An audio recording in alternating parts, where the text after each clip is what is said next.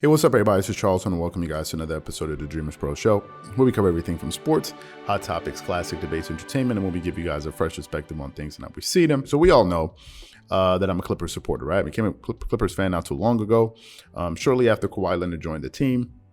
Obviously, I started supporting the team as a Kawhi Leonard supporter. Think of me as a Shannon Sharp, right? Like wherever LeBron goes, Shannon Sharp goes. Shannon Sharp has been a Cleveland Cavaliers fan, a Miami Heat fan, and now he's a Laker fan, right? But during the second season with the Clippers, the second year, supporting the Clippers, I really fell in love with the team, especially after that run that they had in the playoffs last year. I thought it was just a remarkable run, and it showed me a lot about the team, their heart, their grit, their tenacity. And I was like, man, how can you not root for this team? Obviously, there are a lot of people on the channel that feel otherwise, but hey, we all support who we support. Now, since Kawhi Leonard got injured in the playoffs, the Clippers have kind of flown under the radar, right? They've flown under the radar, and the simple reason for this is their best player is no longer there. And given the fact that their best player is no longer there, we don't have a definitive date of return. A lot of people are kind of like not really paying attention to him. Now, I've said, and I said all throughout the offseason, I felt as if Kawhi Leonard was going to return this season before All-Star break or after All-Star break. Another person that supports the same notion that I put forth is Skip Bayless. Skip Bayless seems to feel the same way, but if you talk to other people, some people don't feel like he's going to come back. Chris Broussard said he doesn't feel like Kawhi Leonard's going to come back. But I think since, during the absence of Kawhi Leonard, I think there's some pretty good things happening with the Clippers. As we speak right now, they're currently below 500, right? So it's not like I said the Clippers have the best record out there. It's not like I said they're the Chicago Bulls. Chicago Bulls, last time I checked, they're undefeated. And going into the season, I thought they were one of the teams that was going to surprise a lot of people, right? Nevertheless, with the Clippers, I think one of the major weaknesses of that team has always surrounded Paul George, right? Paul George, we've talked about him extensively on this channel, but one of the weaknesses one of the knocks on Paul George is that he's unpredictable in the playoffs, right? Everyone openly admits that Paul George is one of the most talented two-way players in all of basketball, and when he gets hot, on any given night, he can be the best player on the floor. On any given night, he can be that good. A few seasons ago, Paul George finished top 3 in MVP voting and Defensive Player of the Year. I think when he was with Oklahoma City, his last season with them, right? When he was rolling, and he was basically showing the league just how talented he really is. But the knock on him has been that he always disappears in the playoffs. It got so bad that in that Denver Nuggets series against the Clippers, when they blew that 3-1 lead, after that, they ended up calling him Pandemic P. Right now, some people are like, why didn't Kawhi Leonard get a nickname? Well, because he's a multiple-time NBA champion, so he's not going to get that name, although he was a part of that collapse. But that's kind of been the negative kind of moniker that's followed him, especially all throughout last season. It was only until Kawhi Leonard went down before the playoffs, or during the playoffs in the second round, then he had to become the leader of the team, and he led the team to their first Western Conference Finals appearance, right? And that's when people started to see, like, oh, this guy, wait a minute. Paul George is a little bit different this time around. Like, something has changed about him. We can no longer call him Pandemic P. And you're absolutely right. You can call him Pandemic P. For example, this season, Paul George is the leader of the Clippers. And given the fact there's only been 3 games, let me give you guys the stats. This season, he's averaging 28.7 points per game. That is 5 points better than he averaged last season with Kawhi Leonard. And obviously, that makes sense because his attempts per game, his shots per game has gone up. Last season, he was averaging 17.6. What's impressive, though, is his field goal percentage. This season, he's shooting 51.6%.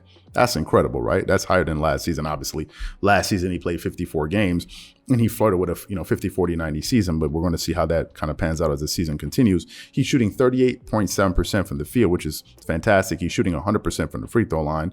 He's getting you 7 rebounds a game, 5 assists per game, and 4 steals. The Clippers just recently came off of a win where the guy had 8 steals in the game. Think about this. 8 steals in one game. I think Paul George is going to have 6 to 7 months where he is the undisputed leader of the Clippers, right? The undisputed leader. Right now, he's the leader of the team. He's the best player on the team currently right now.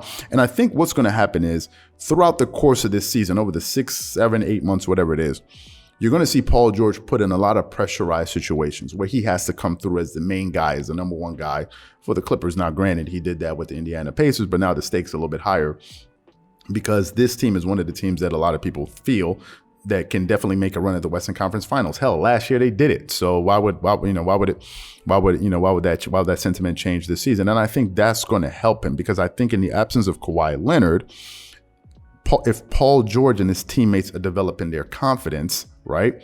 I think is going to help them by the time Kawhi Leonard comes back, because they're going to be forced to adapt to their best player not being there. And I think this is going to raise their level of play, right? I think we're going to kind of see a continuation of what happened in the playoffs last year when Kawhi Leonard went down in Game 4, right? He went down. Other players stepped up. Terrence Mann, Reggie Jackson, Marcus Morris Sr., Paul George. These guys stepped up. Just the other night, Luke Kennard was the leading scorer in the game. I think he finished the game with 23 points. He was looking sharp. And I think this is the part a lot of people are missing. The part they're missing is that the Clippers they're going to establish their confidence. They're going to get into a rhythm. So when Kawhi Leonard returns, he's going to be returning to a confident group. Right? He's going to walk in and see, okay, these guys are ready to go, right? Because they've been through a lot of wars throughout the regular season. So when I walk in, I'm going to be walking into a room full of wolves, right? And he's probably going to have the mindset, let's go for it. If you've noticed, he's been attending a lot of those games. He's been connected to the team, unlike what a lot of people like to say about Kawhi. Oh, he's aloof.